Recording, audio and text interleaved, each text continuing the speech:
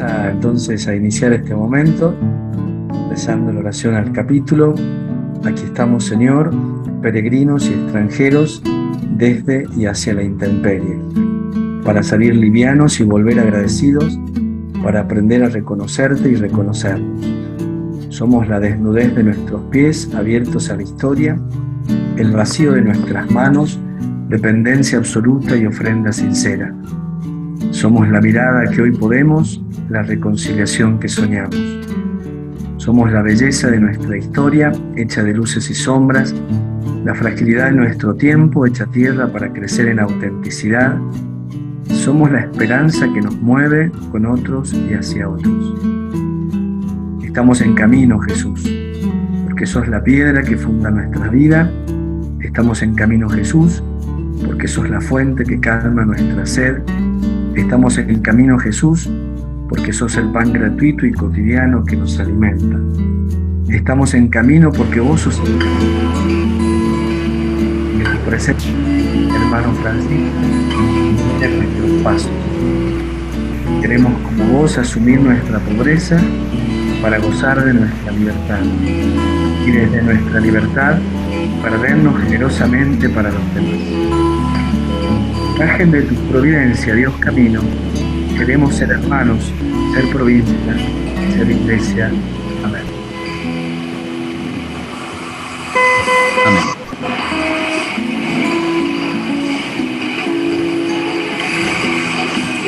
Gracias, Fray Fernando.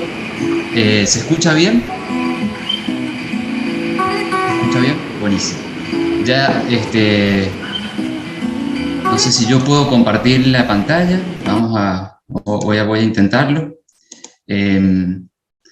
Y sobre todo, ahí no sé si se está viendo, porque esta cuestión tecnológica hace que uno vea algunas partes y no otras. Así que cualquier cosa que se escuche mal o algo, les pido que me vayan cortando. La idea de este encuentro es aprender un poco de ustedes también, ¿no? En este proceso es bastante difícil poder unificar en algunas variables este título, ¿no? Aproximaciones a los desafíos culturales actuales. Y tratando de investigar qué autores pueden hacer un buen diagnóstico sobre los desafíos actuales, se me venían algunas imágenes dando vuelta y voy a ir presentando a lo largo de todos los flyers de este Power. Fíjense esta imagen de como una especie de unidad y después que explota, ¿no? Explota una especie de puntos y que no se sabe hacia dónde van. Bueno, un poco me sentí así al principio con respecto a este desafío, es decir, no podemos hablar de los desafíos actuales desde una perspectiva lineal, desde una perspectiva de causa-efecto. Tenemos que hablar desde una perspectiva de complejidad, ¿no?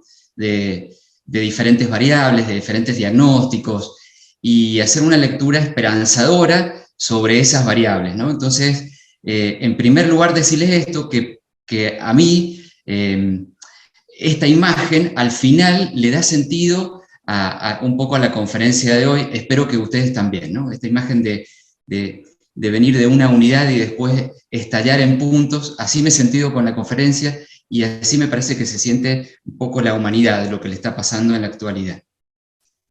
Y voy a intentar dar ese diagnóstico con tres autores que son, y tenemos que reconocer eso en comenzar con esta pequeña charla y esta pequeña aproximación, ¿no? Saber que son bastante pesimistas o que son bastante por ahí nostálgicos, sería la palabra, no pesimistas, sino que son bastante nostálgicos de la época actual, ¿no? Tienen una nostalgia de que en otro tiempo pasado las cosas fueron mejor. Y tenía un amigo que siempre discutimos, falleció hace muy poquito, y él me decía, no tenemos que entrar por esa, tenemos que agarrar el diagnóstico de estos grandes sociólogos, filósofos que hoy nos están diciendo qué nos pasa, pero ver los puntos positivos de lo que de lo que hoy está sucediendo, sacar cosas buenas y no tratar de ir hacia atrás, no tratar de esta nostalgia que nos lleva siempre a que en otro tiempo el pasado fue mucho mejor. Pero tenemos que saber que en estos, por lo menos en estos dos primeros autores, un sociólogo y un filósofo, está esta presencia de la nostalgia de algo mejor en otra temporalidad. Estoy hablando de Zygmunt Bauman, estoy hablando de Byung-Chul Han, este filósofo surcoreano que está escribiendo mucho y se está leyendo bastante, y de este historiador israelí, Harari, ¿no? Me parece que son tres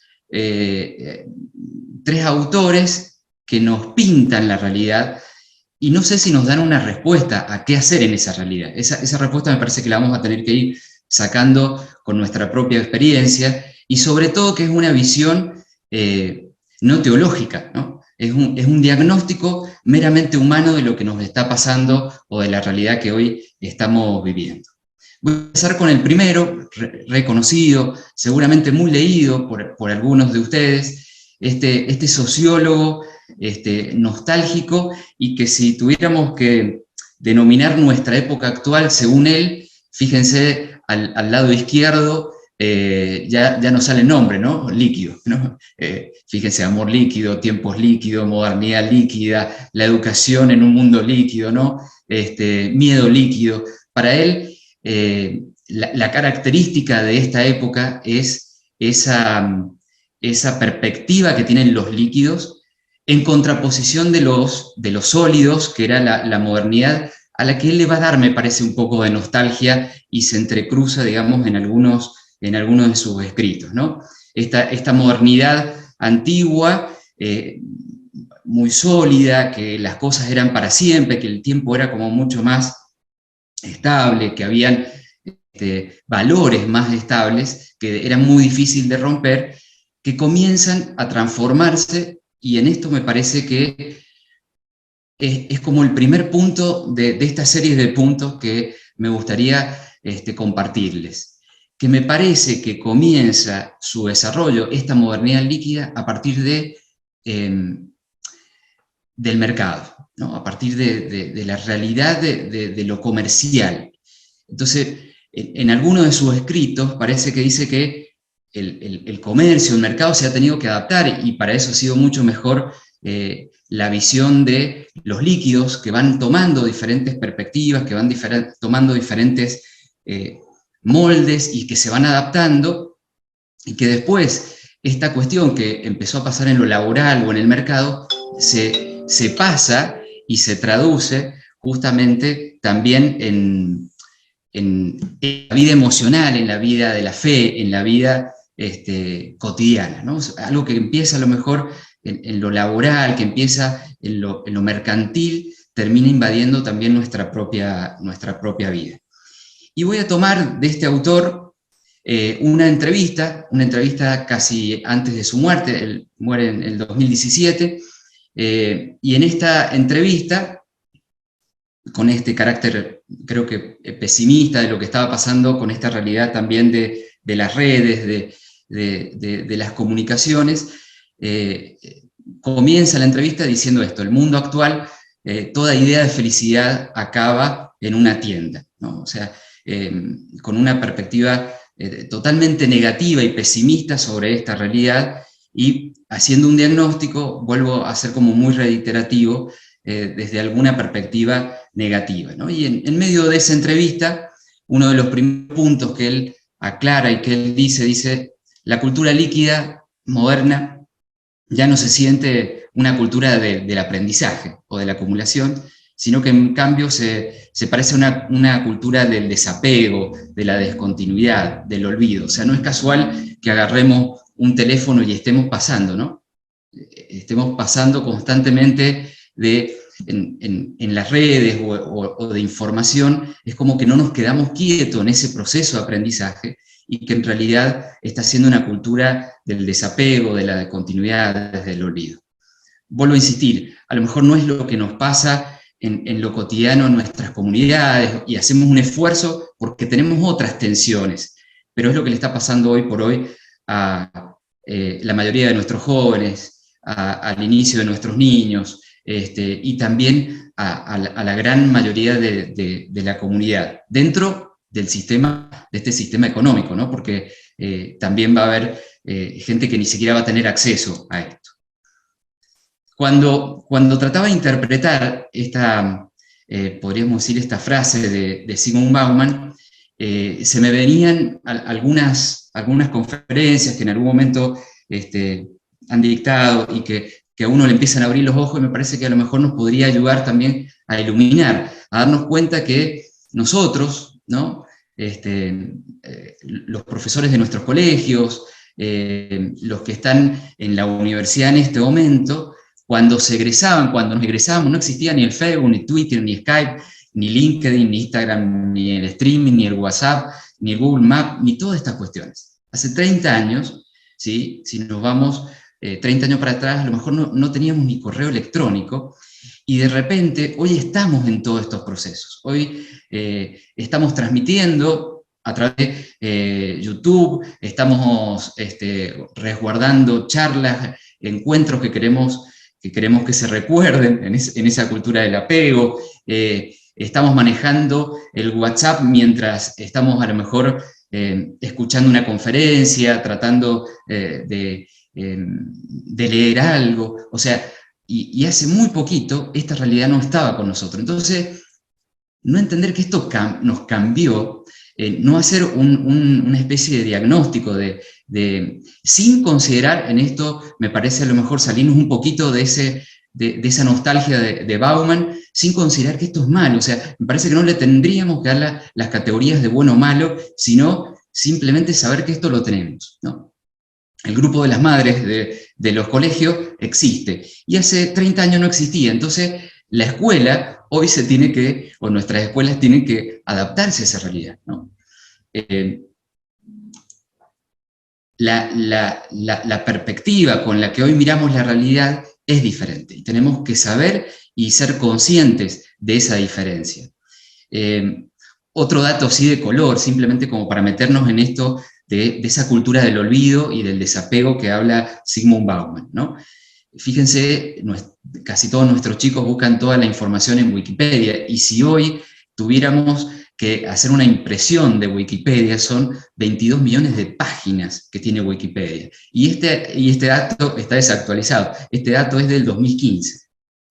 O sea que hoy creo que era una cosa así de $3 millones costaría hacer la impresión de esta información que tenemos, ¿no? El efecto Google, hablan la gran mayoría, es un efecto que tiende a olvidar. No es necesario recordar si puedo preguntar a Google, ¿no? O sea, si yo quiero saber algo de Bauman, cuándo nació, no es necesario que ahora haga procesos de memorización, cuándo nació, cuándo murió, cuáles fueron sus obras, si automáticamente todos tenemos un teléfono y podemos hacerle esa consulta, ¿no? Entonces, estas realidades han hecho que la tecnología de la comunicación, que la tecnología se acelere, y que la instantaneidad sea un elemento que nos cruza, que nos entrecruza constantemente. En la misma entrevista, ¿sí? Recordemos desde esta perspectiva nostálgica, desde esta perspectiva, podríamos decir, negativa. Nosotros nos parece que vamos a tener que como redescubrir algunas cosas positivas. Estas maravillas tecnológicas, dice Bauman, no solo te abren la mente, ¿sí? Sino que es un instrumento fabuloso para cerrarte los ojos. ¿Por qué? Para protegerte a ti mismo de las posibilidades multiformes, dice, que te ofrece la vida. Hay algo que no puede hacerse offline, pero sí se puede hacer online. O sea, en la entrevista él juega con esto de estar en red o no estar en red, estar online o estar offline, y que la vida ha copiado, recién decía que la vida había copiado del mercado, lo que le pasaba al mercado, a nuestra vida cotidiana. Bueno, la vida en estas últimas entrevistas dice que copia lo que pasa en las redes fuera de la red. ¿Y qué es esto que pasa fuera, en la red, y que lo transmito a la red?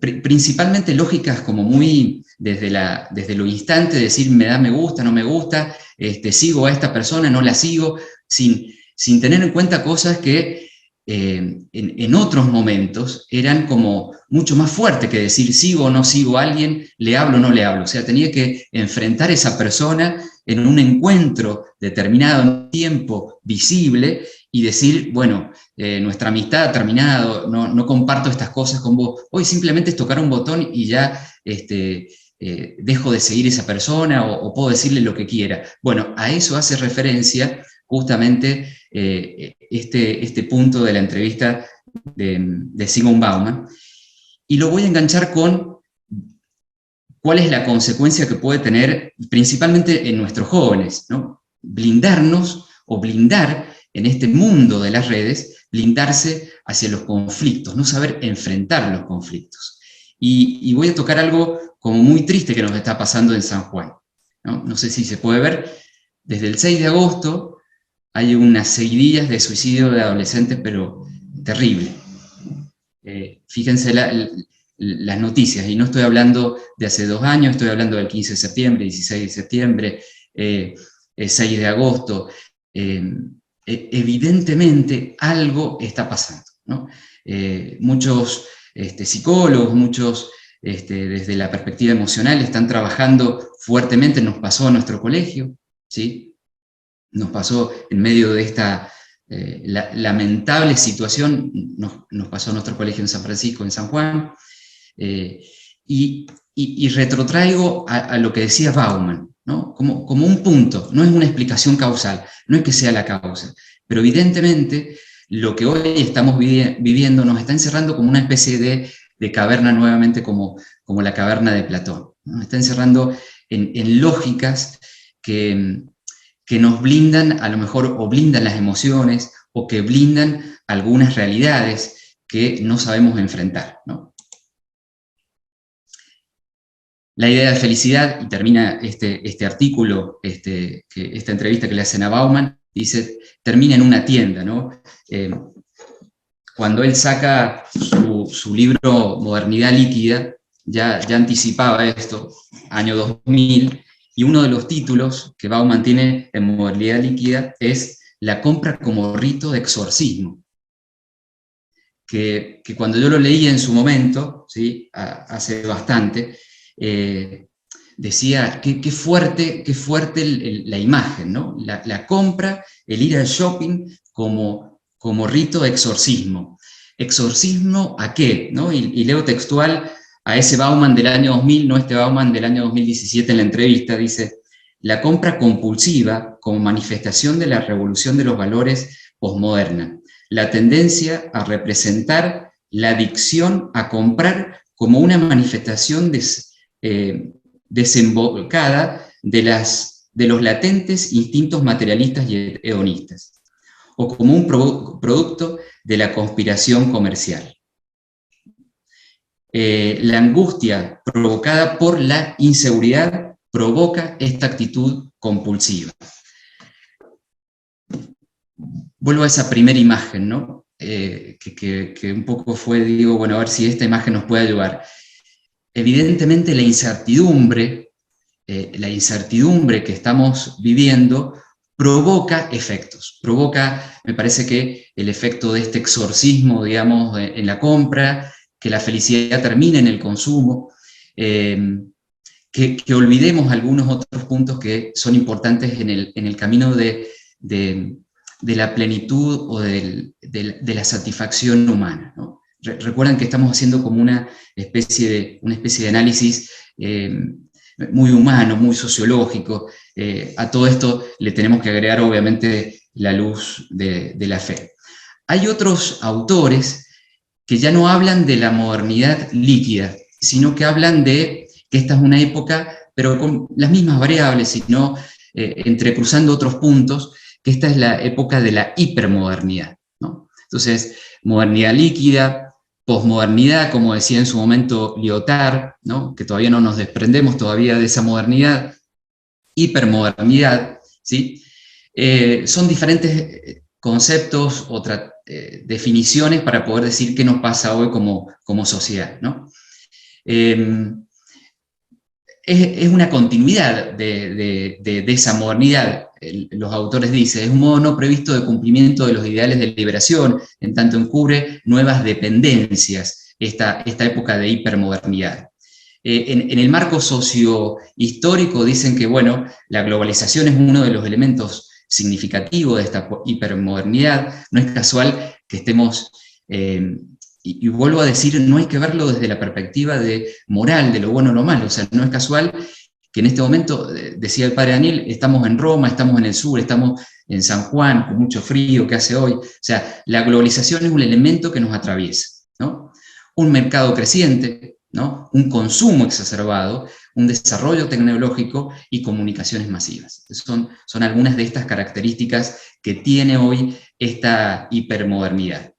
Y obviamente producción de nuevas subjetividades, de nuevos sujetos, ¿no? De nuevos sujetos que a partir de esta situación, de una nueva comprensión también de libertad y desde el consumo, va a proponerse a sí mismo diferentes alternativas, ¿no? en estas subjetividades.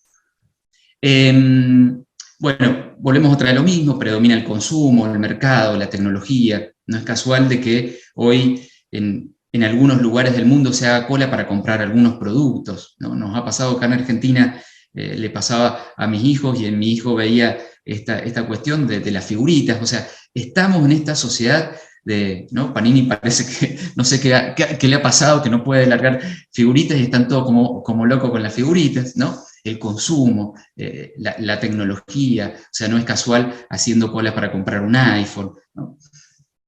Control y vigilancia desde artefactos informáticos.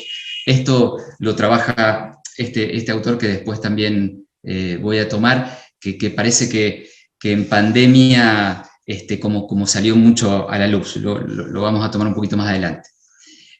Obviamente una cultura superhedonista, con nuevos elementos psicologicistas, podríamos decir así, ¿no?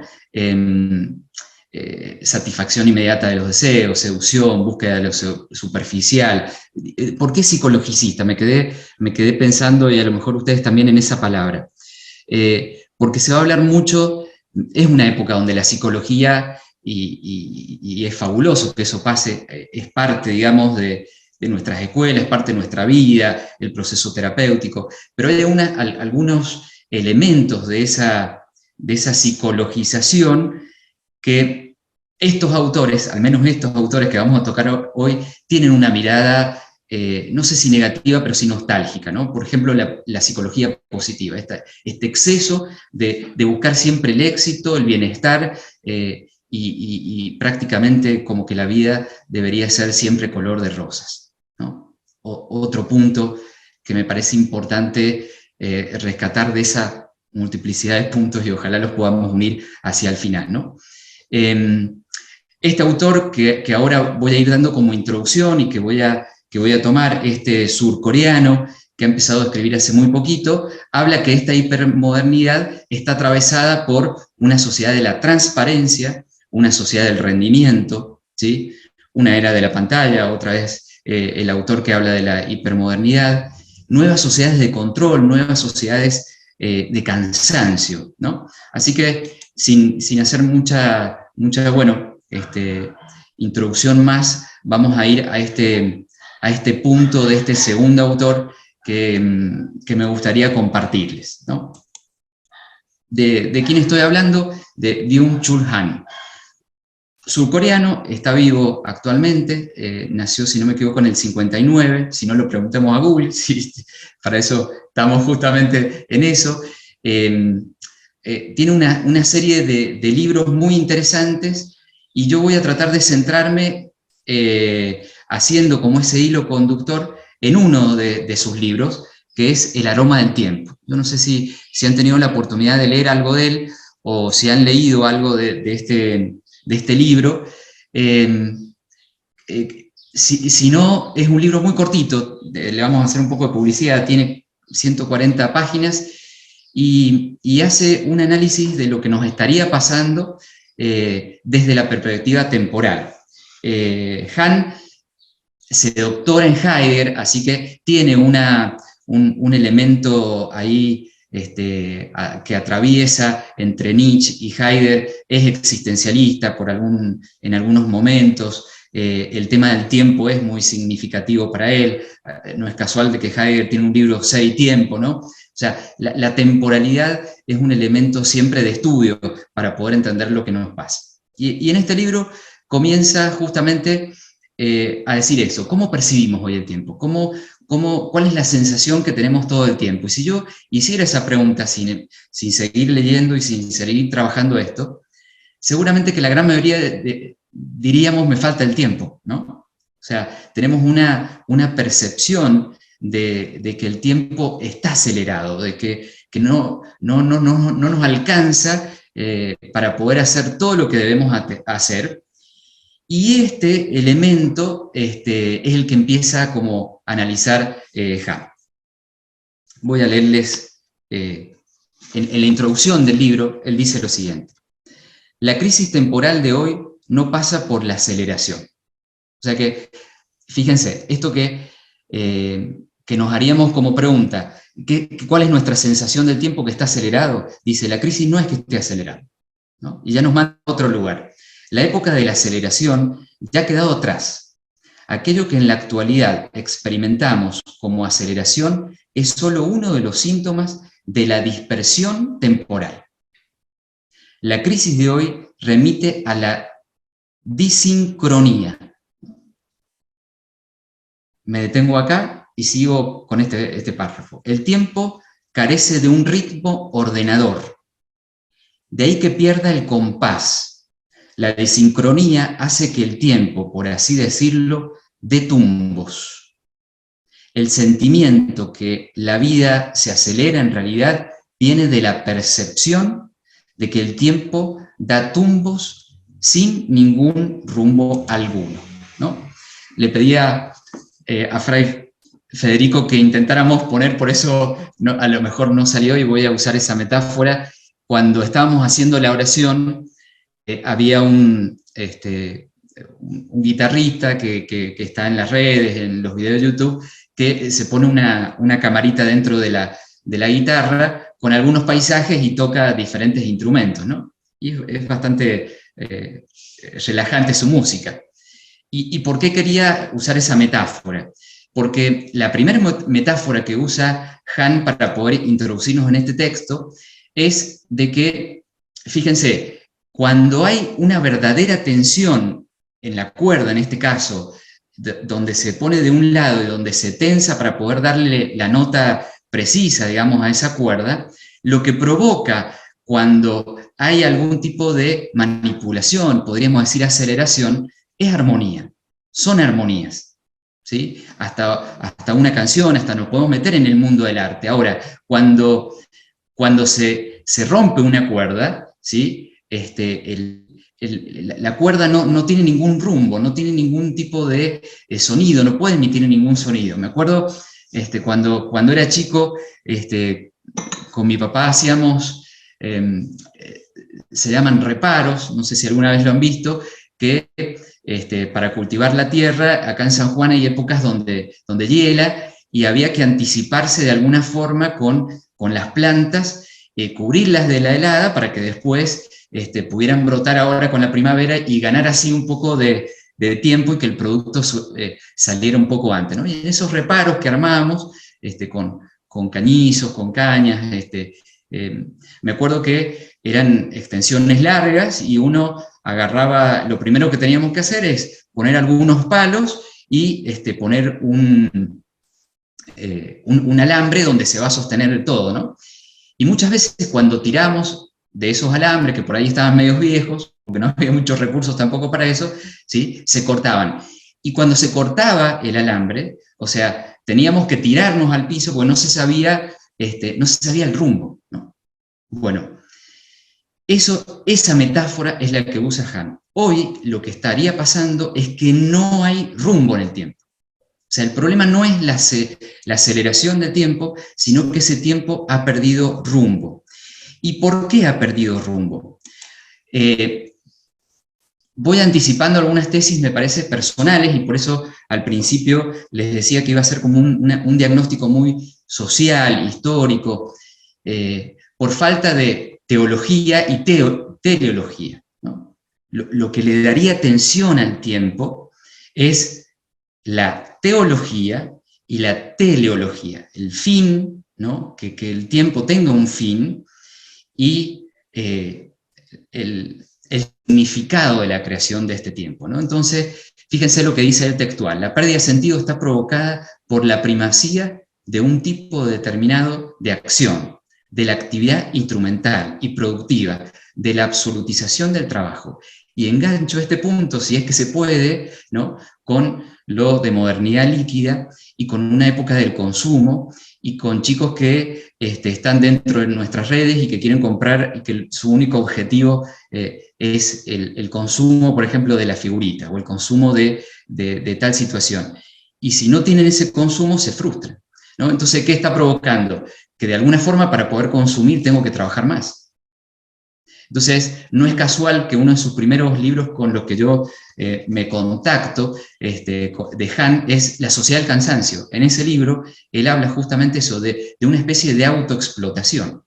Antes nos explotaba el jefe, ¿no? En esta sociedad a lo mejor capitalista, más en la época del marxismo, era el capitalista, el otro, el que nos explotaba. En esta época ya no pasa eso, ¿no? Es la época ideal para el capitalismo, el neoliberalismo. ¿Por qué? Porque esta positividad, dice en aquel libro, no en este, ¿no? Esta positividad, esta sociedad de consumo, ¿no?, hace que nosotros hagamos una autoexplotación hasta las últimas consecuencias, ¿no? Entonces, esa sociedad que tenemos hoy, que se autoexplota, que consume, que siente un tiempo acelerado, ¿sí?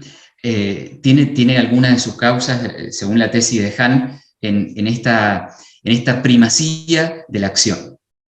Por eso, al final del libro, lo que va a proponer es, ojo con la acción, ojo con la primacía de la acción.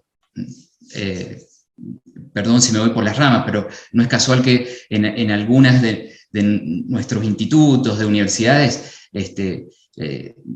aquellos que arman las carreras dicen, no, lo más importante es la práctica, ¿no? Entonces, en formaciones como puede ser la medicina, decir, no, lo importante es que sepa cortar, que sepa hacer, ¿no? Y después los chicos, y esto sucede por lo menos en San Juan, no sé en el resto de las provincias, pero me imagino que es así, después los chicos se reciben de médico, están en una guardia y a los 3-4 meses están explotados.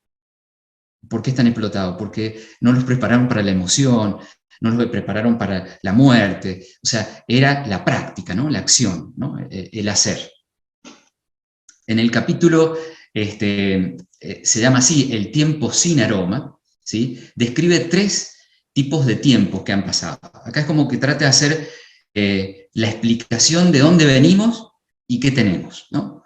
Y habla, en primer lugar, de que ha habido 3 tipos de historias: el mundo mítico, el mundo histórico y el tiempo actual, ¿no? El mundo mítico, que es ese mundo del mito, del theos, ¿no?, donde lo significativo, donde cuando yo leía a Hahn y este libro específico, digo, la liturgia es esto, ¿no? Sin ser teólogo, y ayúdenme si meto la pata en esto, es este recordar constante, ¿no?, este ancla en el pasado que hace que todo tenga sentido, y que en realidad es tan importante el sentido que hasta el tiempo parece que no pasa, dice Hahn. El mito le da tanta significación, habla de la imagen, si fuera como una metáfora, en este momento, en ese mundo mítico, en ese mundo trascendente, en ese mundo de la promesa, se me viene todas las citas bíblicas, tanto del Antiguo como del Nuevo Testamento. Ese significado al tiempo hace que en realidad parecía que el tiempo es lento y ni siquiera pase. Por eso lo recordamos una y otra vez. Después de esa época, que puede haber sido la época antigua, que puede haber sido la época medieval, ¿no?, viene la modernidad. Y la modernidad instala el mundo histórico, y ese mundo histórico es como un mundo lineal, de sucesión de puntos que tienen un objetivo, ¿no? Que tienen un norte claro, el progreso. El progreso o la ideología. Fue el mundo de los 1600, del 1700, 1800, o sea, yo siempre cuando damos algunos elementos históricos, a lo mejor un anacronismo y una simplificación de los hechos, pero digo, ¿por qué en 1810, en 1830, nuestros provincianos estaban dispuestos a dar la vida por si eran federales o eran unitarios? ¿No? Y tiene que ver con esto, por la ideología, o sea, la atención estaba puesta en el futuro, no en el pasado, como el mundo mítico, el mundo religioso, sino que estaba puesta en el futuro, en lo que vamos a conseguir en el futuro. Vamos a conseguir una sociedad igual, marxismo, vamos a conseguir el progreso que hace una especie de utopía y de un mundo donde todos vamos a poder disfrutar, ¿no? Entonces, había una tensión.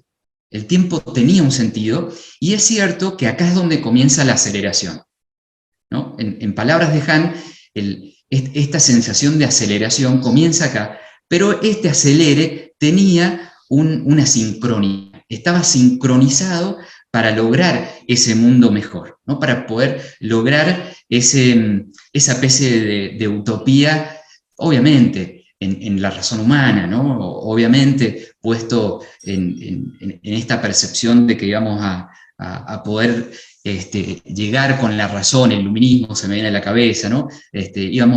Con la ciencia íbamos a poder mejorar absolutamente todo, y bueno, no pasó. Y después de eso viene la posmodernidad o este tiempo actual. Y este tiempo actual es el que se corta de estas dos tensiones, ¿no? Como esa cuerda de la guitarra, como ese alambre que sufre y por esa tensión se dispara y pierde todo el rumbo, ¿no? Va dando tumbos. O sea, el tiempo actual es un tiempo acelerado del mundo histórico y que va dando tumbos. Y esto que voy a decir con el mayor respeto, ¿no? Y con el mayor perspectiva de ir charlando juntos y de la mayor ignorancia. Por ahí inclusive hasta hacemos una especie de esquizofrenia, ¿no? En algún lugar nosotros, por nuestra fe, seguimos en ese mundo mítico, pero en algunos lugares de nuestra vida estamos en este tiempo atomizado, ¿no? En este acelere, en esta cuestión. Y por lo tanto también, gracias a ese mundo religioso, a ese mundo de la fe, lo podemos relajar a este tiempo, pero sigue dando tumbos nuestra vida en lo humano nada más, ¿no? Fíjense lo que dice Hahn en el libro. El tiempo mítico funciona como una imagen, el tiempo histórico, en cambio, tiene una forma de línea que se dirige y precipita a un objetivo, y cuando la línea pierde la tensión narrativa, teológica o teleológica, se descompone en puntos que dan tumbos sin dirección alguna. El final de la historia genera una atomización del tiempo, convirtiéndolo en un tiempo de puntos. El mito desaparece para siempre de la historia. La historia deja lugar a la información. Estas no tienen ninguna amplitud ni duración narrativa, no son una narración. Y cuando llegaba acá, para poder compartir este encuentro con ustedes, fíjense la imagen con la que partí, ¿no? Yo partí de esa imagen pensando en el paradigma de la complejidad, es decir, ver diferentes puntos que pudieran no simplificar la cosa, sino hacernos entender y poder, diría, hasta rezar y meterla dentro de nuestro ámbito de fe, esos puntos, y de repente me encuentro a esta altura es lo que a mí me pasa. Y no sé si es lo que le pasa a ustedes. O sea, nuestro tiempo está como esa imagen, o sea, disperso, ¿no? Y al estar disperso no hay narrativa.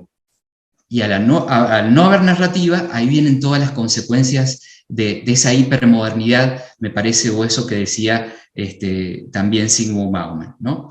No es casual, para que nos riamos un poco, ¿no? En este proceso. Me acuerdo que en ese tiempo, como decía el padre Daniel, que les ayudaba acá en San Juan a los directivos, año 2021, con organizar un poco algunas cosas en la escuela. Me acuerdo que, y cualquier parecido con la realidad es pura coincidencia, habían grupos de padres, ¿no?, que opinaban de todo, y lo que hacías estaba mal, ¿no? Si en ese momento iban los chicos, estaba mal; si hacías tal cosa, estaba mal. Esta exageración de información que larga un padre o que larga alguien en algún grupo, y a partir de esa información se arman bolas y bolas de información, y que hoy nos llevan mucho tiempo. O sea, hoy nos lleva mucho tiempo. O sea, en las universidades me acuerdo que nos pasó que un comentario de una alumna se hizo viral y tuvimos que dedicarle una semana a tratar de mejorar la situación o la imagen que había provocado justamente esa situación, ¿no? Y a partir de eso escribí un artículo en el diario que era sobre la posverdad, ¿no? O sea, vuelvo a lo que decía Han anteriormente: no hay narración, sino que hay cúmulo de informaciones deslocadas, ¿no? Entonces, como están estos monitos, no nos interesa leer, no nos interesa comprender, no nos interesa aprender, ¿sí? Simplemente nos interesa la información, difundirla, ¿no? Esta atomización, inclusive también de la información y de la vida. En palabras de Han, se produce una aceleración cada vez más histérica de la sucesión de acontecimientos, fragmentados, que se extiende a todos los ámbitos de la vida, ¿no? Una aceleración histérica. No es casual de que nuestros chicos estén viendo videos de TikTok que no tienen ningún tipo de sentido. El perrito que le hace ojitos al gatito, ¿no? O sea, es información fragmentada, sin ningún tipo de sentido, y que hoy, bueno, esa fragmentación también se pasa a nuestro ser cotidiano. Eso dice, que la percepción se abastezca constantemente de novedades y radicalismos. El tiempo de puntos no permite ninguna demora contemplativa. O sea, la contemplación queda totalmente fuera de este tiempo, ¿no? Porque es un tiempo acelerado, porque es un tiempo histérico, porque es un tiempo que aburre. A mí me pasa todos los días con mi hijo. O sea, viven aburridos. Y tienen un montón de situaciones o de cosas que uno no tenía, ¿no? Para poder entretenerse, para poder leer esto que recién hablábamos. O sea, fíjense, la tecnología nos ha facilitado para que aprendamos, bueno, no aprendamos, tengamos información de un montón de cosas, que antes lo teníamos que buscar en una biblioteca, o teníamos que ser socio de una biblioteca. Y bueno, es la sociedad del aburrimiento. Por esta histeria de la información, por esta histeria del consumo, por esta histeria de un tiempo sin tensión y sin sentido. Las prisas, el ajetreo, dice Han, la inquietud, los nervios, ¿no?, y una angustia difusa caracterizan la vida actual, ¿no? Estamos acelerados, estamos ajetreados, y esto nos produce situaciones de estrés que nos llevan inclusive podríamos decir, al thanatos, ¿no? al deseo de decir no queremos seguir así, ¿no? En algún momento no queremos seguir de esta forma. No es casual que en nuestras salas de profesores, o en los momentos que pueden compartir los trabajadores, ¿sí?, en cualquier tipo de lugar, para comer, para tomarse un café, el comentario constante es: estamos hartos, estamos cansados, estamos quemados, ¿no? El burnout como síntoma de esto. Y lo más gracioso es que uno, cuando tomaba clases de burnout o conferencias de burnout, tenía que ver con lo emocional, tenía que ver con adquirir competencias, ¿sí? Y en este camino de ir descubriendo con ustedes, digo, che, eso es importante, pero me parece que va también por estos otros lados, ¿no?, que hacen este análisis, ¿no? La aceleración, dice Han, seguimos con esto, conlleva un empobrecimiento semántico del mundo. El mundo no tiene significado, no tiene ningún tipo de sentido. O sea, no es casual, por ejemplo, que la logoterapia como proceso terapéutico ponga la zanahoria en el proyecto de vida, en la atención de algo hacia el futuro que le da sentido al dolor, o que le da sentido a lo que hoy pasa, ¿no?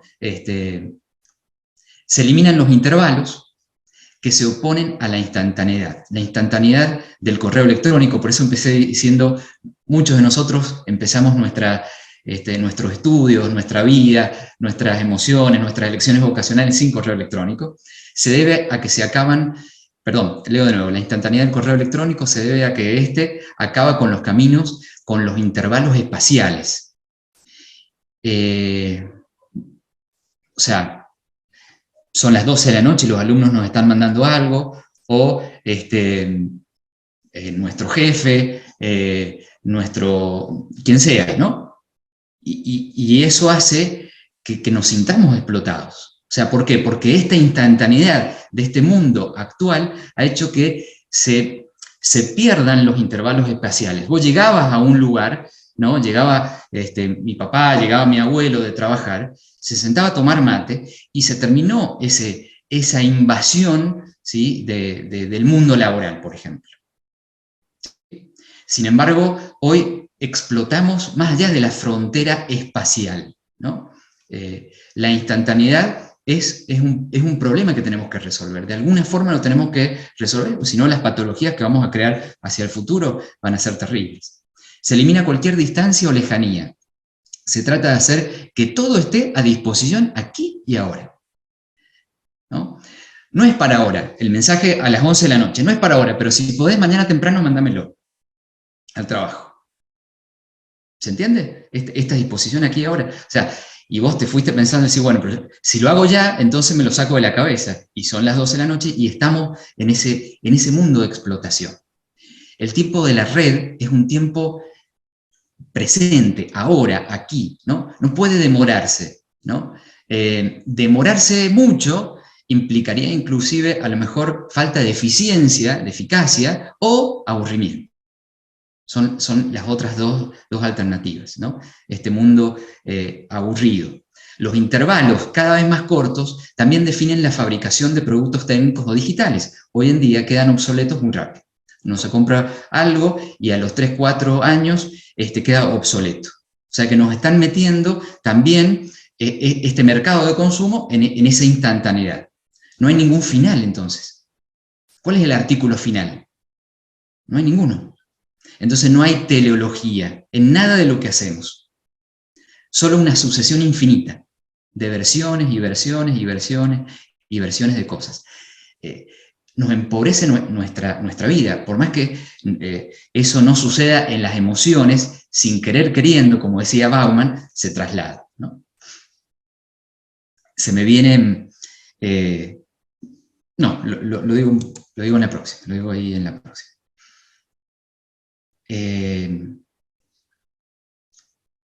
Solo hay 2 estados, ¿no? Para este mundo actual, según Han, la nada o el presente. La vida humana se empobrece cuando se queda sin cualquier intermedio. Sí, hago el comentario. Han habla, por ejemplo, de lo rico del Adviento. ¿Qué es el Adviento? En una mirada simplista, digamos, de Han, es ese entre. Es un tiempo de espera. ¿Sí? Lo que está diciendo Han es que ya no existe eso en nuestra sociedad. No hay espera, tiene que ser todo ya. Es ahora o nada. ¿Sí?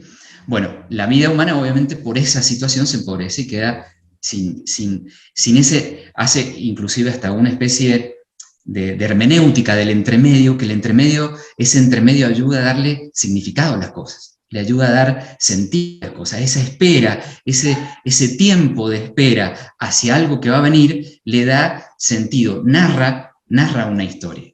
Si no es esta línea o estos puntos dispersos hacia el infinito, ¿no? Todo apremia, todo ya, ¿no? Eso tiene como consecuencia una aglomeración de imágenes, acontecimientos e informaciones que hacen imposible cualquier demora contemplativa. Vuelve Han a llegar a su misma tesis, ¿no? No existe una vida contemplativa en este en este tiempo sin sentido, en este tiempo atomizado. Así es como vamos haciendo zapping por el mundo, ¿no? Vamos pasando de una cosa a la otra, ya no me satisface Netflix, ya no me satisface, entonces cambio a la otra plataforma, o ya no me satisface esto y cambio a esto a otra. Bueno, los chicos hoy viven lamentablemente, según esa lógica. ¿Cuál es la solución a esta cuestión? Por lo menos en Han. Han dice, bueno, la solución me parece que la hemos ido como tocando, es volver a darle teología, significado, o teología al tiempo. No permitir esta explosión, digamos, del tiempo atomizado, ¿no? Y vamos como viendo para ir cerrando también, algunas tesis favorables de qué podríamos hacer en esta realidad. El hilo se recupera con la vida contemplativa, con la demora, con el no hacer, y él en su último capítulo rescata el ocio griego, ¿no?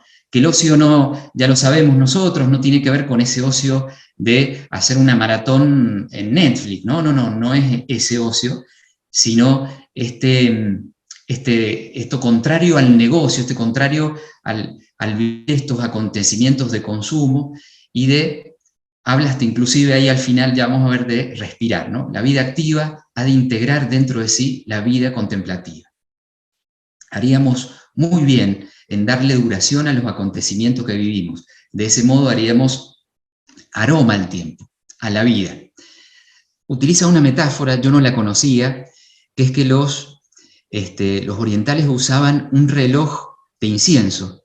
A lo mejor muchos de ustedes conocen eso, yo no lo conocía, y era un reloj que marcaba el tiempo con el cambio de aromas, ¿no? Por eso el título del libro se llama El aroma del tiempo, volver a rescatar, o sea, este es un tiempo sin aroma, ¿sí? Volver a rescatar esa vida contemplativa, ese aroma, o esa inactividad del consumo, de la hipermodernidad.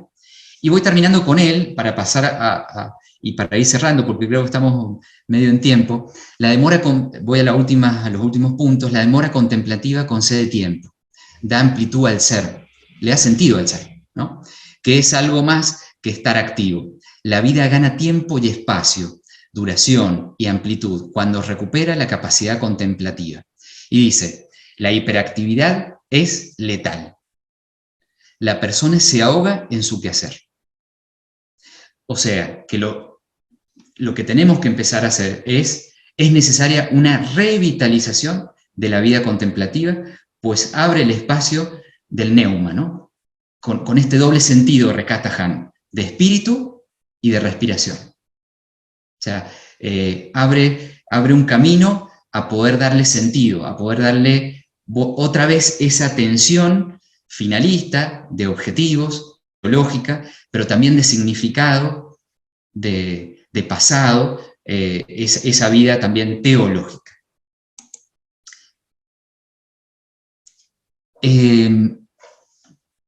Hace mucho tiempo leí este libro creo que una conferencia de Martin Heidegger, que lo escribió en 1955, que se llama Serenidad. Y es lo mismo, ¿no? Ahí en esa conferencia él dice, cuidado con el tiempo de la técnica o la revolución de la técnica, ¿sí? Porque podemos caer en algunos problemas, y leo esa última parte, fíjense, de Heidegger en este libro. Podemos decir sí al inevitable uso de los objetos técnicos, y podemos a la vez decirle que no, en la medida en que rehusamos y que nos requieran de modo tan exclusivo que nos dobleguen y nos confundan. Y finalmente desbasten nuestra esencia. O sea, ya lo veía que la revolución industrial, ya veía que el proceso, podríamos decir, de la mercantilización de nuestra vida y del trabajo y del homo laborens, que nada más que ve la vida a partir de la acción, puede llegar a esto, ¿no? A doblegarnos, a confundirnos y finalmente devastar nuestro ser. No por algo el escrito es serenidad, ¿no? Rescato esto como también esa vida contemplativa que propone Hahn. Y finalmente, como para cerrar, este historiador que también es como bastante significativo en nuestros tiempos, que ha hablado varias cosas y ha descrito, ha hecho una descripción de nuestra realidad, no creo que tan profunda como sí me parece la ha hecho Bauman, y acá pongo mi subjetividad, ¿no? Sí me parece que Bauman describe muy bien los fenómenos que Hahn está haciendo. No es casual, no podemos hablar, pero no sé si se ve, también me hubiera gustado comentarles alguna cuestión. Compré hace muy poquito, salió el libro No Cosas de él y la sociedad paliativa, ¿no? Interesantísimos, ¿no? La información que reemplaza las cosas, no cosas, y la sociedad paliativa, esta sociedad, y ahí hace una crítica a esto que decía a la psicología positiva, ¿no? Que inclusive la denuncia como que la psicología positiva seguiría siendo como parte de este proceso capitalista de hacer que siempre la persona esté bien para seguir explotándola, y hace como un rescate de que podemos estar mal, ¿no? Que no es necesario siempre estar bien, y suplantar el dolor cueste lo que cueste, ¿no? Bueno, en ese último escrito. Bueno, pero me fui por la rama, vuelvo a este historiador israelí, Harari, que su último libro es 21 lecciones, y no pretendo hacer un análisis del libro, sino de un último punto que me parece que nos puede también ayudar en esta búsqueda de soluciones. No simplemente hacer un diagnóstico, sino serenidad, vida contemplativa, ponerle teleología y teología al tiempo. Me parece que son como puntos que pueden ayudarnos en este diagnóstico que hoy tenemos de nuestra sociedad.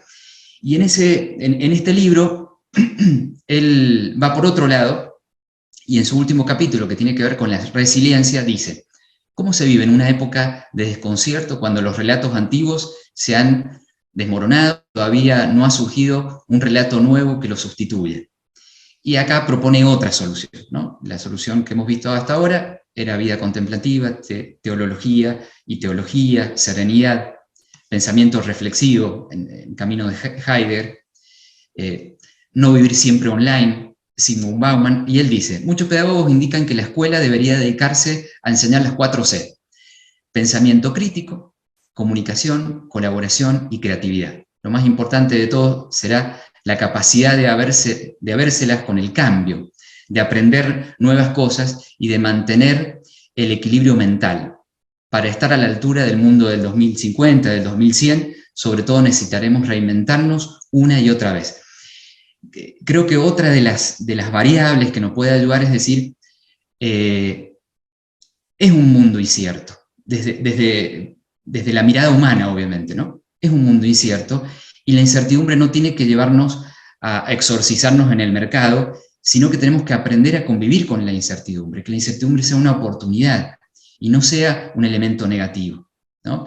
Lo que un poco Harari habla es decir, eduquemos a nuevas generaciones que emocionalmente, que creativamente tengan capacidad de adaptación, y no sigamos perdiendo tiempo en este cúmulo de contenidos y de cosas, sino que creemos estas competencias, ¿no? Un pensamiento reflexivo, carácter crítico.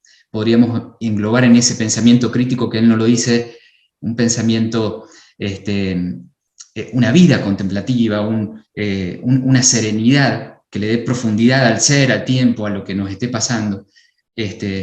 Una reflexión de la comunicación, cómo comunicarnos. Creo que necesitamos una comunicación amigable. Estamos en una época de una comunicación que genera violencia. Es nuestro desafío, es decir, cómo con estas herramientas, sin destruirlas, sin decir hay que eliminar Facebook, Instagram y Twitter, cómo hacemos una comunicación amigable.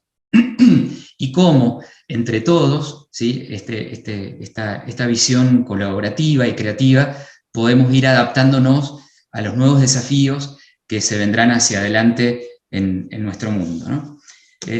les pido disculpas de lo que no he abarcado, les pido disculpas por ahí de la ignorancia a lo mejor de algunas temáticas, pero me parecía que estos autores nos pueden dar una pequeña luz de esta situación que estamos viviendo y darnos también algunas alternativas o algunas soluciones, no tomándolas como recetas, porque todas las recetas fracasaron. En esto, ¿cómo se vio en una época que se cayeron los relatos? Ya sabemos que las grandes recetas humanas han fracasado, ¿no? Entonces, ¿cómo podemos crear un nuevo mundo más solidario, que siga en este camino de la comunicación y que cree amistad, no violencia, y que prepare para reinventarnos, pero reinventarnos, fíjense, desde el equilibrio mental. O sea, Harari lo ve muy claro, es decir, el gran problema que vamos a tener hacia adelante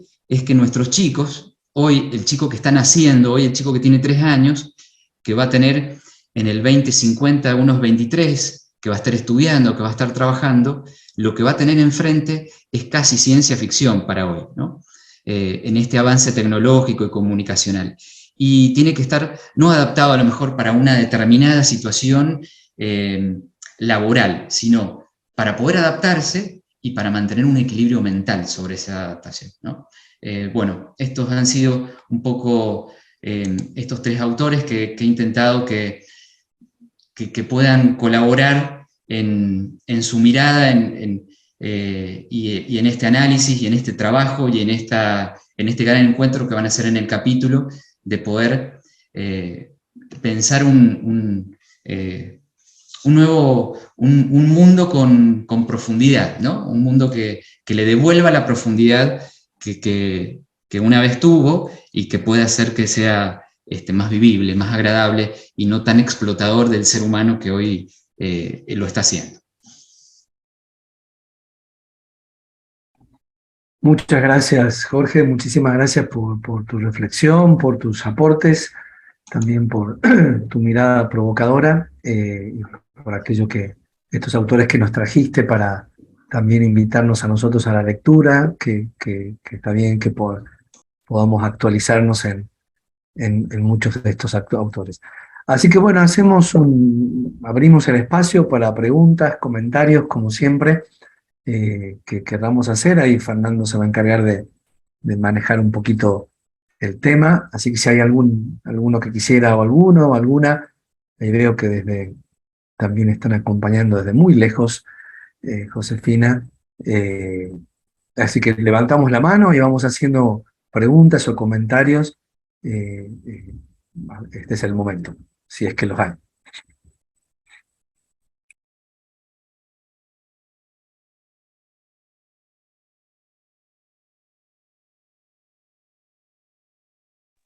Ahí veo que Rodolfo está levantando la mano, Roque. Fer, ¿vos manejás?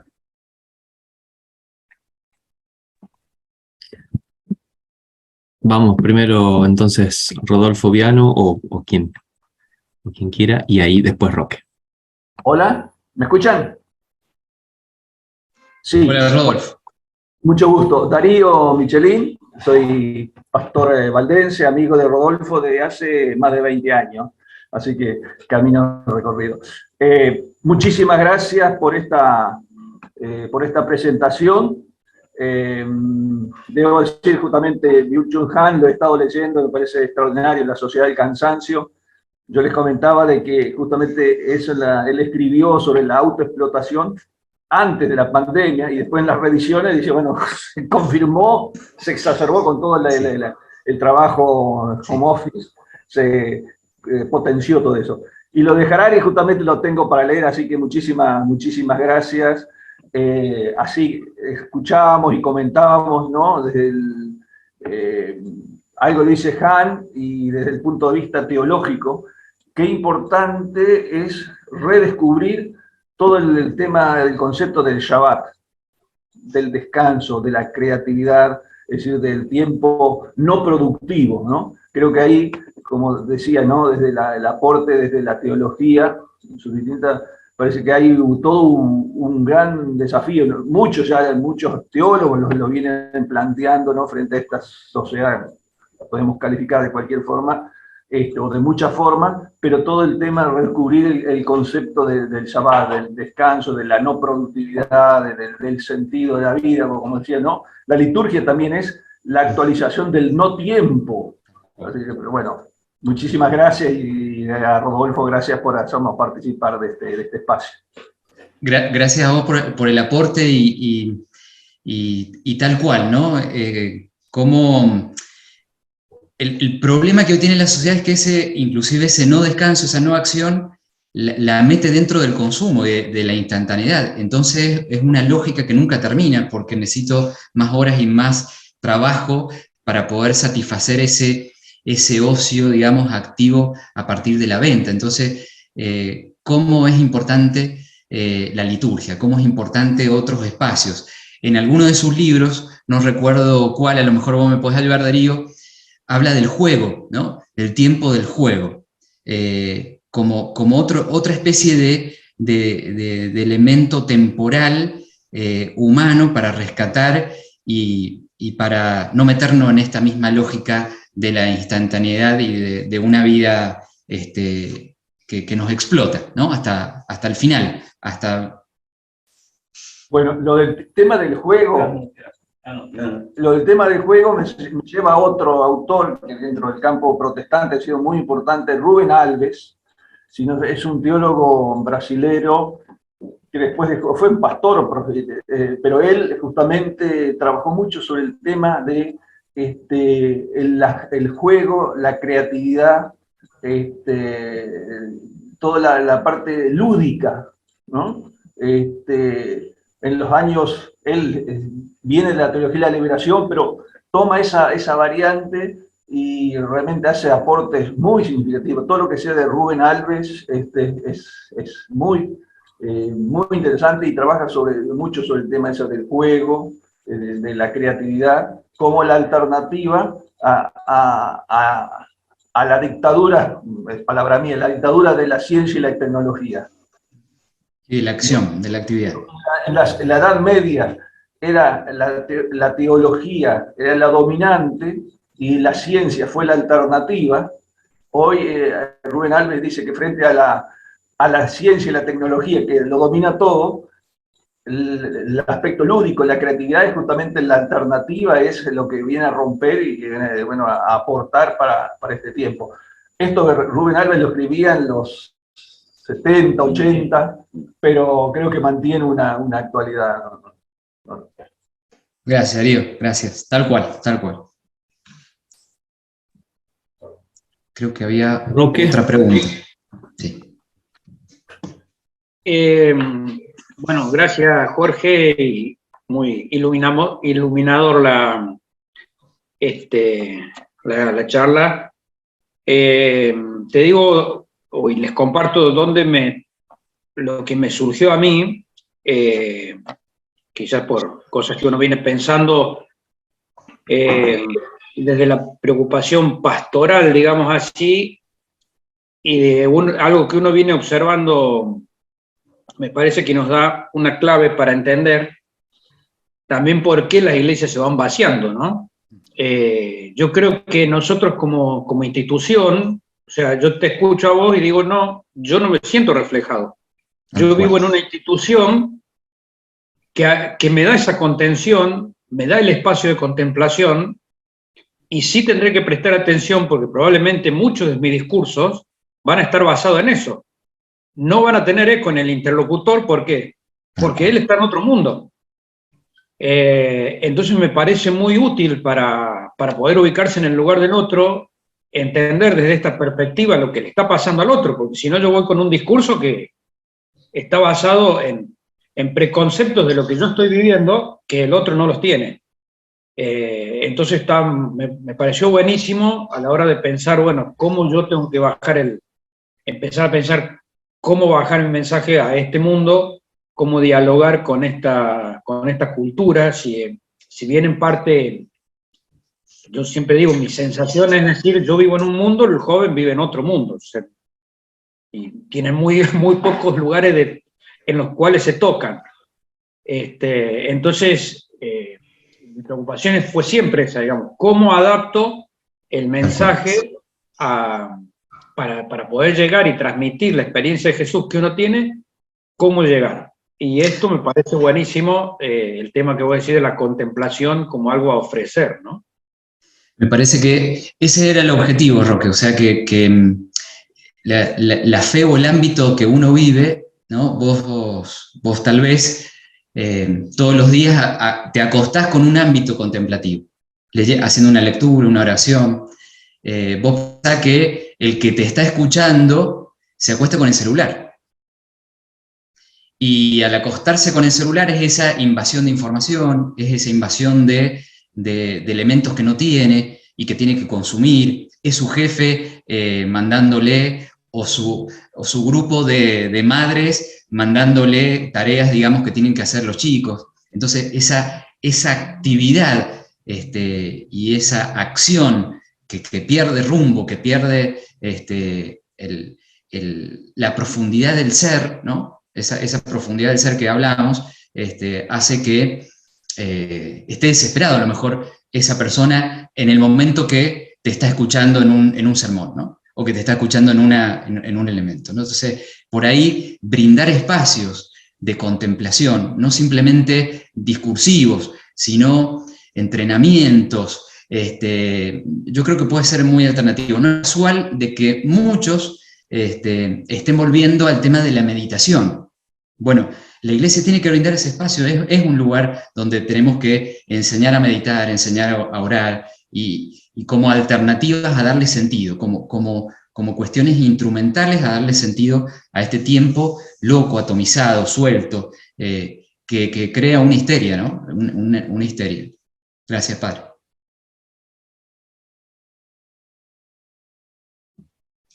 Hago yo un comentario, pregunta, y después ahí en el grupo de Fito Viano hay una mano levantada. Es una mezcla entre comentario y pregunta. Por ahí, en esta insistencia de volver a lo teleológico, si en eso también no está como un peligro de volver a lo anterior, en el sentido de volver a lo lineal, volver a lo fijo, volver a lo uno, a lo absoluto, porque creo que como que venimos saliendo de ahí, ¿no? Tal cual. O sea, en esta imagen del alambre tenso es una sola cosa, lineal, hacia allá, y absolutista, ¿no?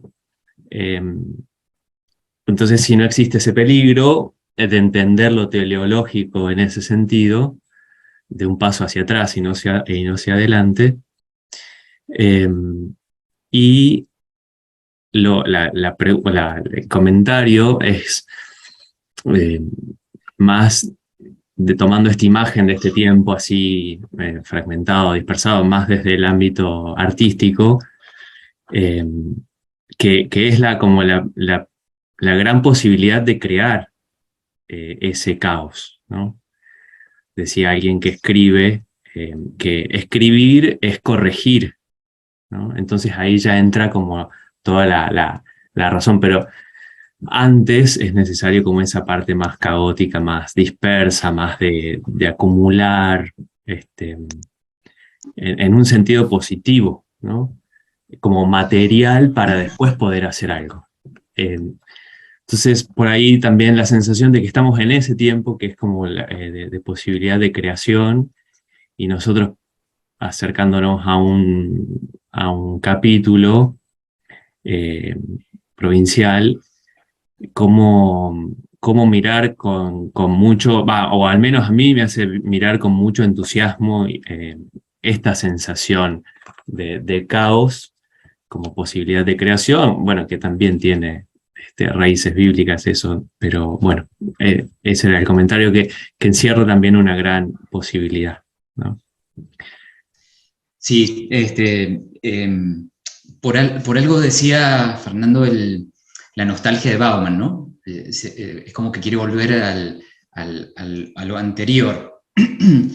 Yo no sé si tenemos que rescatar una teología o sí en esta complejidad o en este caos, como vos lo nombrás, me parece que hay que buscar el sentido, ¿no? O hay que buscarle la profundidad.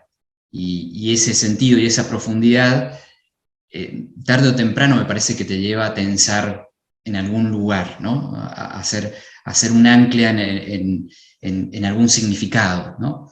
Que es lo que proponen los autores. Se me viene Frank, ¿no? Esto es decir, y con esto que nos pasaba en San Juan con algunos suicidios, ¿no? A lo mejor para algunas subjetividades, por ahí es importante rescatar ese elemento teleológico como proyecto de vida, no como algo unificador, como algo ideológico, ¿no? Sino como proyecto de vida. Pero comparto totalmente que no podemos volver a la simplificación, ¿no? A simplificar las cosas, ¿no? Tenemos que vivir este caos, esta incertidumbre, y bueno, buscar nuestra paz y nuestra profundidad en esta época, en esos puntos dispersos, ¿no?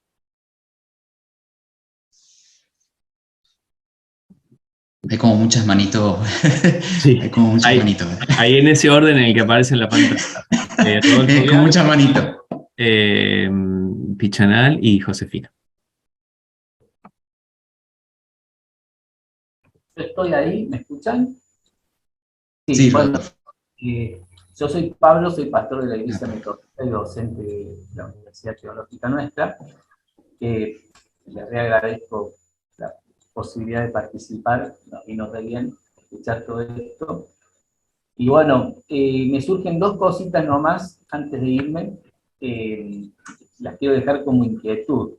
Una es esta cuestión de cada época quizás, así como tiene sus liturgias y sus espacios, y hoy en día quizás la gente el fin de semana sale a caminar en vez de ir a la iglesia, como era antes, o reunirse en comunidad, el trekking, el contacto con, digamos, lo trascendente en la creación, diríamos nosotros.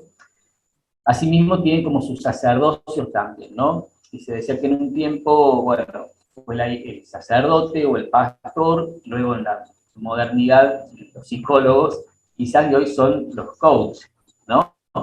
Que hacen este énfasis en vivir el presente, ¿no? Sí. Y como esto tiene mucha trascendencia también en lo político y en lo social, que después se ve reflejado en el segundo punto que tiro como inquietud. ¿Qué clase de comunidades podemos formar en este tiempo de redes sociales, donde la gente siente, los jóvenes sobre todo y las jóvenes, que quieren pertenencia, aunque es una pertenencia que les deja quizás vacíos y que profundiza sus angustias? Y a la vez nuestras iglesias en general, las históricas, quizás no las pentecostales o las más, digamos, populares, están vacías, porque mantenemos estructuras quizás muy de la modernidad. Para mí como pastor y también como vecino, es un gran tema ¿no? ¿Qué comunidades estamos propiciando? ¿Qué tipo de comunidades en este tiempo de las redes? Que sean comunidades que reflejen el Evangelio, porque, bueno, una de las cuestiones innegociables en un sentido de la fe, en esto que decía por así recién, de pensar la cuerda, del absoluto, alguna de las cuestiones innegociables de la fe es que es la comunidad, o que se vive en comunidad. Bueno, solo eso. Gracias, muchas gracias. Gracias a vos.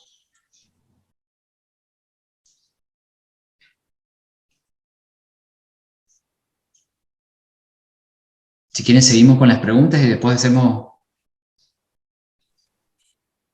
un cierre. Ahí en Pichanal tiene una mano levantada. Ahí se acerca el Elvio a abrir micrófono.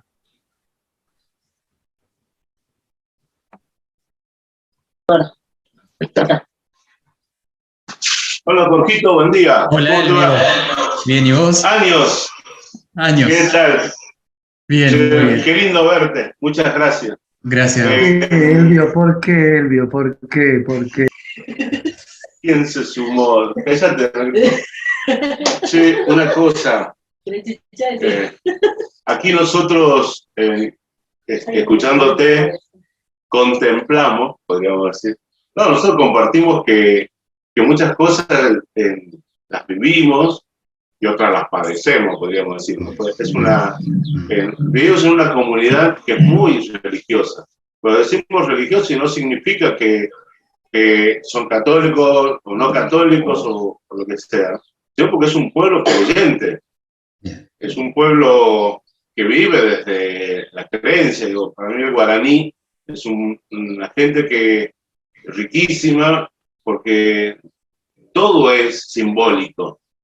Es cierto que nos vamos viviendo en esto de que la urgencia de este tiempo nos lleva a vivir un poco más imbuidos en el mundo tecnológico, podríamos decir, ¿no?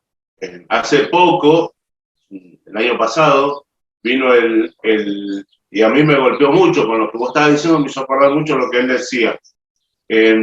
Hace una propuesta, bueno, quienes nos sumamos a todo el proceso de tecnologización en Argentina, ¿no? Que hay un montón de proyectos, ¿no? Y él dice, como invitación desde el vamos, dice, dentro de 20 años ya no vamos a conocer los trabajos que hoy tenemos. Ya no vamos a conocer ni un barrendero, no vamos a conocer al que hace distintos trabajos en la finca, no solamente va a ser necesario un trabajador y un perro. Me acuerdo de esas frases, ¿no? El perro para que no se duerma el operario y el operario para que apriete el botón de encendido o apagado. Y muchas veces nuestra vida acá tiene otra urgencia, tiene otro modo de relacionarnos, nos hace vivir quizás surgidos, ¿no? Más por el día a día, pero no se deja de vivir contemplativamente o celebrativamente, ¿no? Porque todo el tiempo es fiesta, todo el tiempo es una manera de encontrarnos o dándole sentido a nuestra realidad, ¿no? Y notamos que este boom, esta manera de influirnos o de imbuirnos mucho más en un celular, que es la prisa, muchos me van a decir no contestar, y a veces no vivo dependiendo de eso, ¿no? Nico ahí hace señas, pero el tema es que a veces yo también vivo renegando de eso.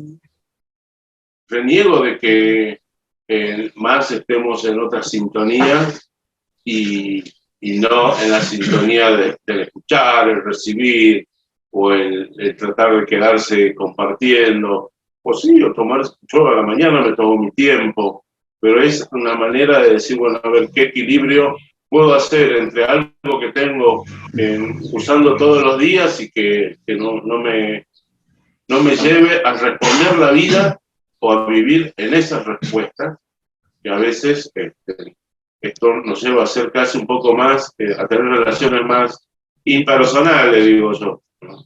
O no sé cómo se llamaría, pero las maneras de cómo vivimos a veces, o cómo una comunidad te invita a celebrar, que es una comunidad creyente, que tiene su cultura, tiene su...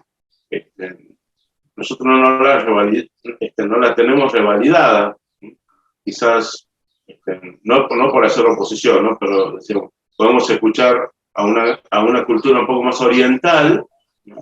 Y tenemos un montón de culturas acá a la vuelta. Perfecto. Que a veces no nos detenemos a escucharlas.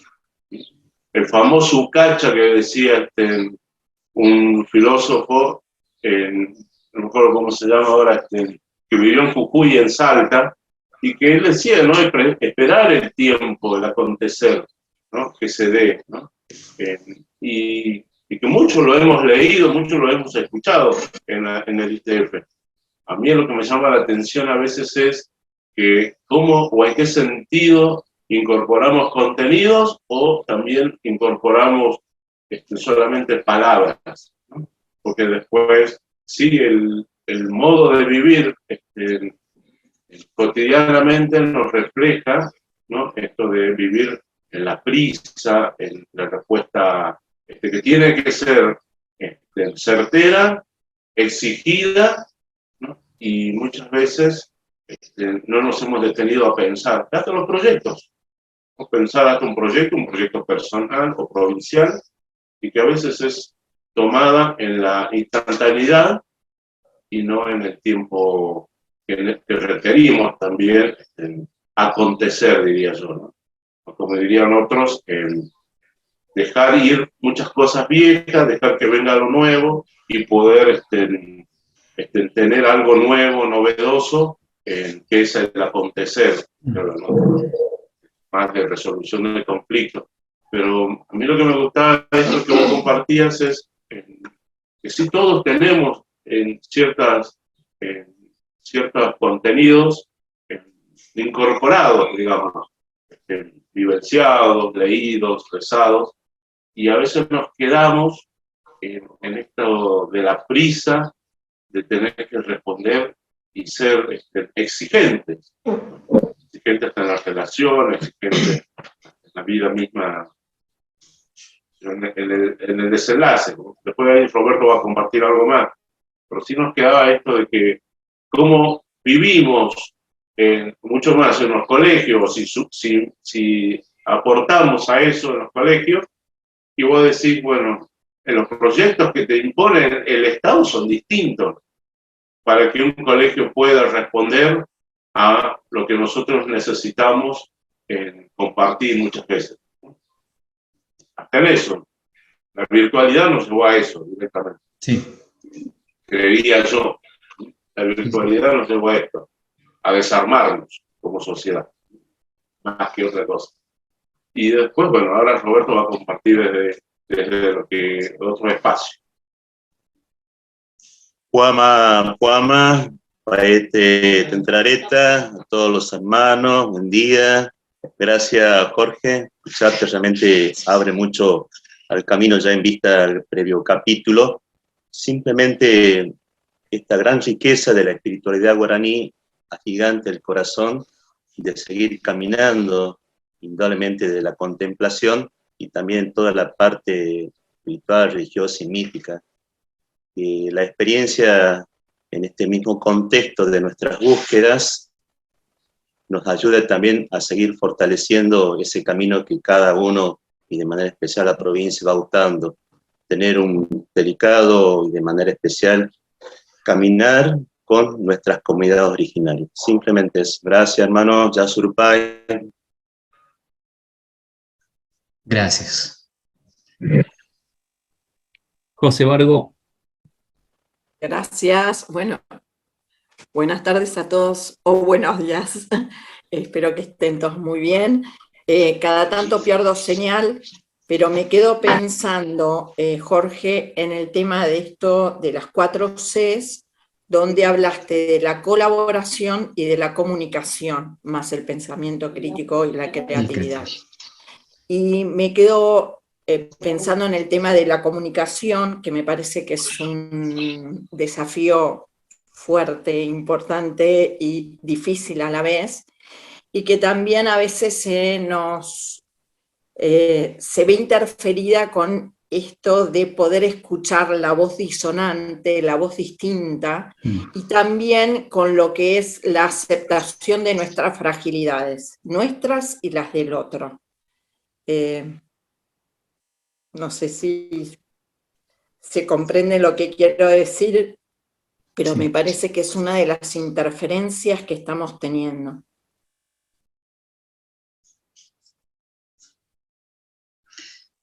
Simplemente, bueno, Elvio, muy lindo verte. Ahí luego también está el padre Claudio, que ha aparecido por ahí. Bueno, gracias. Yo aprender de ustedes, esto que recién decía Elvio y que decían también con anterioridad, es que muchas veces ya vivimos que las recetas no están fuera de nosotros, ¿no? Por eso un poco la charla, como para cerrar, es una alternativa de lo que se viene, de lo que nos quieren imponer, de un mundo por ahí que pretende esta explotación y esta masividad. Como decía Elvio, venía este discurso dado por el Estado o o la pandemia también facilitó, digamos, este trabajo y esta explotación. Me parece que son, y tomando las palabras, recién lo decía Fernando, este caos, ¿no? Este caos, este tiempo caóticos de puntos y de alternativas, primero que nos mantiene unidos, estamos acá y no estamos en otro lugar, en unidad, y sobre todo me parece que el desafío es buscarle esa ancla, ¿no? A lo que nos está pasando, con mucha amabilidad, con mucha amistad, no sé si la palabra es sin moralidad, o sea, no determinar que estas cosas son, como decía Bauman, ¿no? Que eso, él sí lo hace, ¿no? Esto es malo o esto es bueno, sino este mundo que tenemos, cómo le podemos dar esa profundidad que nos da nuestra fe, pero sobre todo esa profundidad que también necesita lo humano.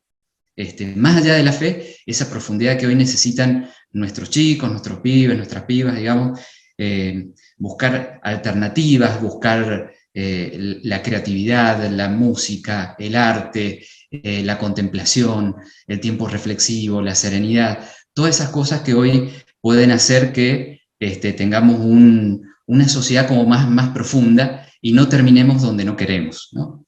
Porque por más que tengamos algunos centros aislados, por más que a mí no me pase, hoy le está pasando al otro y hace que en las próximas generaciones sí o sí pasar. Cuando Harari empieza el libro, que se los iba a leer, pero me lo salteé, dice, ¿yo qué le puedo enseñar a una madre que trabaja todos los días sola y que lo único que está pensando es la comida de mañana, ¿no? ¿O qué le puedo enseñar a esa balsa de refugiados, o Padre Claudio, vos los veías acá en Latinoamérica? ¿Qué les puedo enseñar a esos que su objetivo es ver si ve tierra para poder tener una vida nueva? ¿O qué le puedo enseñar a alguien que está en un hospital con una enfermedad terminal, que su único objetivo es una respiración más, ¿no? No le puedo enseñar nada, dice, hay que aprender, ¿no? Solo hay que aprender. Pero, y acá viene el pero, ¿no? Pero la sociedad del cansancio, ¿no? Que hemos visto hoy, la sociedad sin tiempo, la explotación, el medio ambiente, va a ser peor la vida a mediano plazo, ¿no?